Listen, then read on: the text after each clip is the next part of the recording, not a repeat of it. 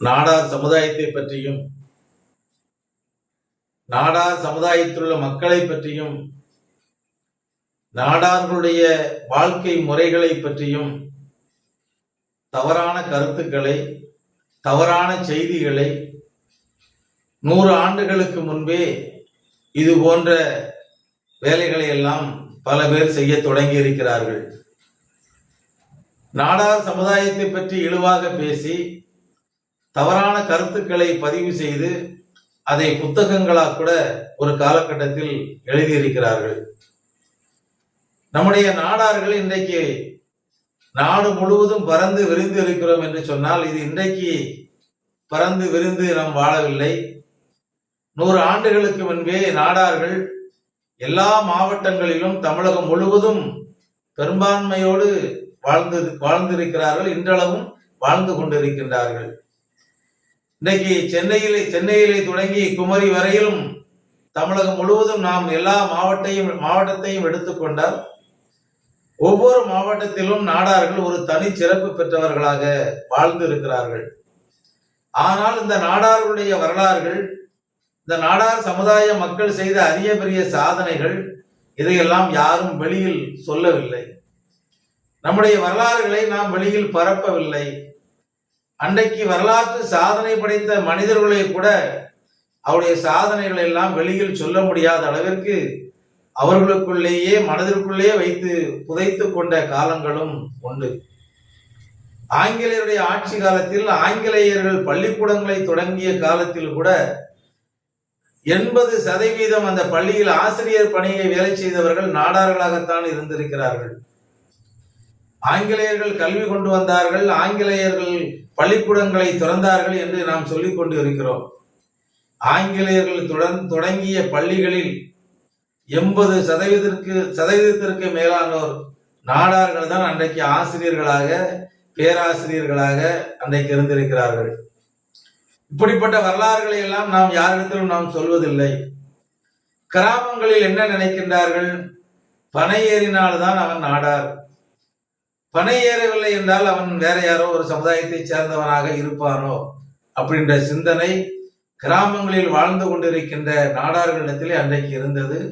இன்றைக்கு கூட ஒரு சில கிராமங்களில் வாழுகின்ற நம்முடைய சமுதாய மக்களிடத்தில் அந்த மாதிரியான ஒரு மனநிலை இன்றளவும் இருக்கிறது. இன்னைக்கு பனை ஏறுவது, தென்னை மரம் ஏறுவது, இது போன்ற தொழில்களை நாடார்கள் இல்லாதவர்களும் அதிகமாக இன்றைக்கு பல மாவட்டங்களில் செய்து கொண்டிருக்கின்றார்கள். நாடார்களும் செய்து கொண்டிருக்கிறார்கள். ஆனால் நாம் நாடார்கள் மட்டும்தான் பனையேறி கொண்டிருக்கிறார்கள், நாடார்கள் மட்டும்தான் இந்த தொழிலை செய்தார்கள் எப்படிலாம் நம்ம நினைச்சுக்கிட்டு இருக்கோம். ஆனால் நாடார்கள் கல்வியில் மாபெரும் சாதனை படைத்தவர்களாகவும் வாழ்ந்திருக்கின்றார்கள். ஒரு காலத்தில் சென்னையை சுற்றிலும் கிராமங்களை ஆட்சி செய்த கிராம மணியக்காரர்கள் என்று அழைக்கப்பட்ட நம்முடைய கிராமணி நாடார்கள் மிகப்பெரிய ஆளுமை படைத்தவர்களாக இருந்திருக்கிறார்கள்.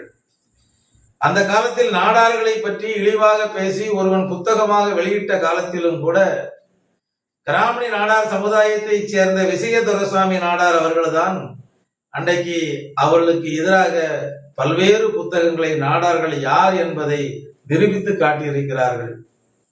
சென்னையிலே தண்டையார்பேட்டையில் இருக்கக்கூடிய வரதராஜ பெருமாள் கோவில் கூட நம்முடைய நாடார் சமுதாயத்தவர்களால் கட்டப்பட்டது. அந்த வரதராஜ பெருமாள் கோவிலில் தான் ஐயா மாப்போசி போன்றவர்கள் அங்கு இருக்கின்ற நம்முடைய கிராமணி நாடார் சமுதாயத்தை சேர்ந்த மக்களுக்கு கல்வி புகட்டி இருக்கிறார்கள். ஒரு பள்ளிக்கூடம் போல அந்த இடத்தை வைத்து நடத்தி இருக்கிறார்கள். இன்றைக்கு தண்டையார்பேட்டையில் இருக்கக்கூடிய வரதராஜ பெருமாள் கோவில் நம்முடைய நாடார் சமுதாயத்தவர்களால் கட்டப்பட்டது என்று சொல்லி சென்னையில் இருக்கக்கூடிய நாம் கூட நம்ம பிள்ளைகளுக்கு இன்றைக்கு சொல்லிக் கொடுப்பதில்லை. வரலாறுகளை நாம் எப்போது நம்முடைய பிள்ளைகளுக்கு சொல்லிக் கொடுங்க. என்னை போன்று எத்தனையோ பேர்கள் நம்முடைய நாடார் சமுதாயத்தினுடைய வரலாறுகளை எல்லாம் பேசிக் கொண்டிருக்கிறார்கள். ஏதோ நம்ம வீடியோல பார்க்கிறோம் அப்படின்னு சொல்லிட்டு தள்ளி விட்டுட்டு போயிடாதீங்க. நம்முடைய சமுதாயத்துடைய வரலாறுகளை யார் பதிவு செய்தாலும், சமுதாய வரலாறுகளை, உண்மை வரலாறுகளை யார் பதிவு செய்தாலும் அதை மற்றவர்களோடு நீங்கள் பகிர்ந்து கொள்ளுங்கள்.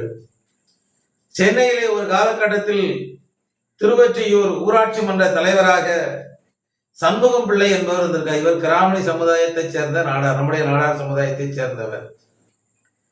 கிராமங்களை ஆட்சி செய்த கிராமணிய நாடார்களை ஒரு காலகட்டத்தில் அதில் சில நபர்களை பிள்ளை என்று கூட சொல்லி கூப்பிட்டு இருக்கின்றார்கள்.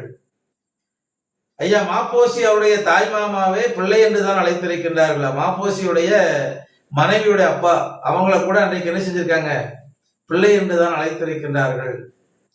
நம்முடைய மக்கள் பிள்ளை என்று அழைத்தவுடன் அவர் வேற ஏதோ ஜாதி, புலவர் என்று அழைத்திருக்கிறார்கள், அது வேற ஏதோ ஜாதியோ, கவிராயர் என்று அழைத்திருக்கிறார்கள், அது வேற யாரு ஜாதியோ, பண்டிதர் என்று அழைத்திருக்கின்றார்கள், அது வேற எது ஜாதியோ அப்படின்னு நம்ம நினைச்சுக்கிட்டு நம்முடைய சமுதாயத்தை சேர்ந்தவர்கள் வாங்கிய அந்த பட்டங்களை அது ஒரு ஜாதியாக நினைத்து நாம் பட்டங்கள் பெற்ற எத்தனையோ நாடார்களை நாம் இன்றைக்கு மறந்து கொண்டு இருக்கிறோம். திருவொற்றியூர் ஊராட்சி மன்ற தலைவராக இருந்த சண்முகம் பிள்ளை அவர்கள் அந்த காலகட்டத்திலேயே சைதாப்பேட்டை தாலுகா இன்னைக்கு ஒரு தாசில்தார் மாதிரி அன்னைக்கு இருந்திருக்காங்க. செங்கல்பட்டு மாவட்டத்தில் இன்னைக்கு ஒரு மாவட்ட ஆட்சித்தலைவர் கலெக்டர் மாதிரி அந்த காலகட்டத்தில் அந்த பதவி இருந்திருக்கு. அன்றைக்கு கூட இந்த சண்முகம் பிள்ளை அவர்கள் செங்கல்பட்டு மாவட்ட தலைவராக இருந்திருக்கிறார்கள். இப்படி எத்தனையோ பேராசிரியர்கள், கவிஞர்கள், கட்டுரைகள் எழுதுகின்றவர்கள், பாடல் ஆசிரியர்கள், புராண கதைகள் எழுதுகிறவர்கள் எத்தனையோ பேர்கள் இருந்திருக்கின்றார்கள். அவர்களுக்கெல்லாம் அன்றைக்கு பட்டங்கள் வேற மாதிரியாக இருந்திருக்கிறது. கந்தசாமி கவிராயர், காமியப்ப கவிராயர், தேப்போ மீனாட்சி சுந்தரனார், தேப்போ கிருஷ்ணமூர்த்தி பாவலர், இப்படி பல பேர்களுக்கு பல்வேறு பட்டங்களை இன்னைக்கு நாம் ஜாதின்னு நினைச்சு அவங்களை பத்தி படிக்கிறதே நம்ம விட்டுட்டோம் இன்னைக்கு. அதனால் நம்முடைய சமுதாய மக்கள் மிகப்பெரிய ஆளுமை படைத்தவர்களாக இன்னைக்கு நாடு முழுவதும், தமிழகம் முழுவதும் ஆட்சி செய்தவர்களாக, ஆளுமை படைத்தவர்களாக இருந்திருக்காங்க. நம்முடைய சமுதாய மக்களுக்கு, நம்முடைய சமுதாய வளரும் தலைமுறைக்கு நம்முடைய சமுதாயத்தை பற்றி, சமுதாய முன்னோர்களை பற்றி நிச்சயமாக நாம் சொல்லிக் கொடுக்க வேண்டும் என்று கேட்டுக்கொள்கின்றேன். நன்றி, வணக்கம்.